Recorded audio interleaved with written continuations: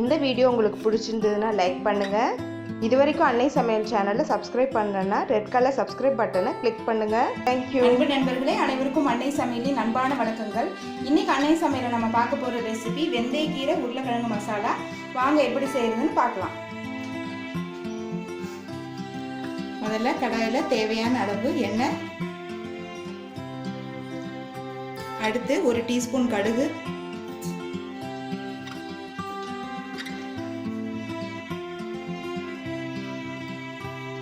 அரை டீஸ்பூன் சீரகம்,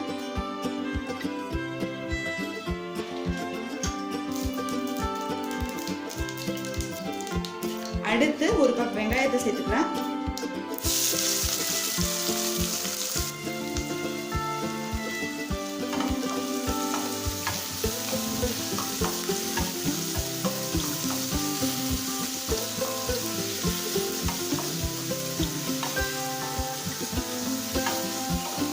இப்போ வெங்காயம் நல்லா வதங்கிடுச்சுங்க.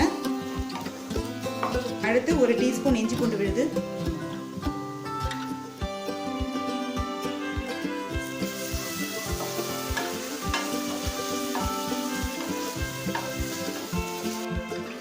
அடுத்து அரை கப் தக்காளி சேர்த்துக்கலாம்.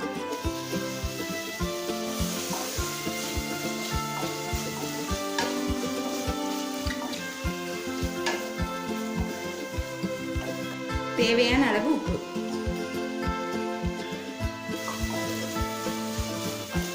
தக்காளி நல்லா சாஃப்ட் ஆகிற வரைக்கும் வதக்கிக்கலாம். வெந்தயக்கீரை கசப்பாக இருக்கனால சின்ன பசங்க சாப்பிட மாட்டாங்க, ஏன் பெரியவங்களே சாப்பிட மாட்டாங்க. இது மாதிரி செஞ்சு கொடுத்தீங்கன்னா கண்டிப்பாக அவங்களுக்கு ரொம்ப பிடிக்கும். இப்போ தக்காளி நல்லா வதங்கிடுச்சுங்க. அடுத்து அரை டீஸ்பூன் மஞ்சள் தூள், 2 டீஸ்பூன் மிளகாய் தூள்,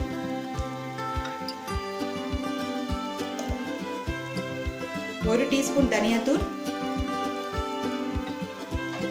1 டீஸ்பூன் கரம் மசாலா. இது எல்லாத்தையும் சேர்த்து நல்லா வதக்கிக்கலாம்.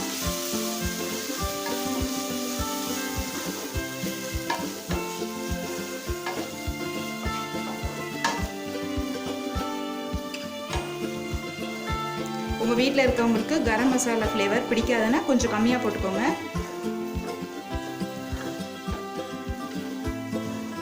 ஒரு 2 நிமிஷம் வரைக்கும் நல்லா வதக்கிக்கலாங்க. இப்போ 2 நிமிஷம் ஆயிடுச்சுங்க. மிளகாத்தூள் வாசனையும் போயிடுச்சு. நம்ம ஊற்றின எண்ணெயும் வெளில வந்திருக்கு. வேக வச்ச உருளைக்கிழங்கு 1 கப் சேர்த்துக்கலாம்.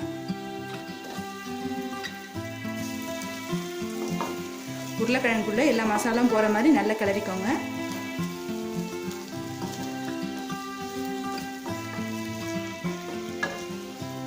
இப்போ உருளைக்கிழங்கு நல்லா வதக்கியாச்சுங்க.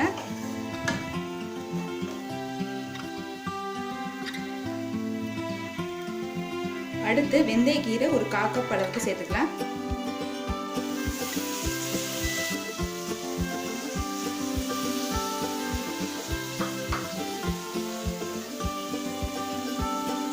இப்போ கீரையோடு சேர்த்து உருளைக்கிழங்கு நல்லா வதக்கிக்கலாம்.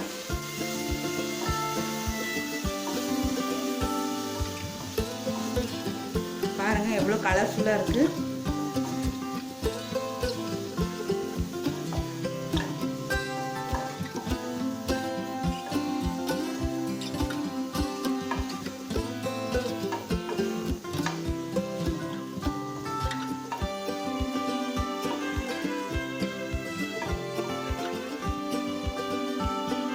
வெந்தயக்கீரையை வேறு எடுத்துட்டு பொடி பொடியாக நறுக்கி இதில் சேர்த்துக்கோங்க.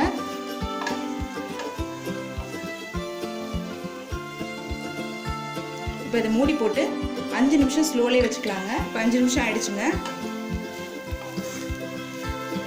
வெந்தயக்கீரையும் நல்லா வெந்துடுச்சு.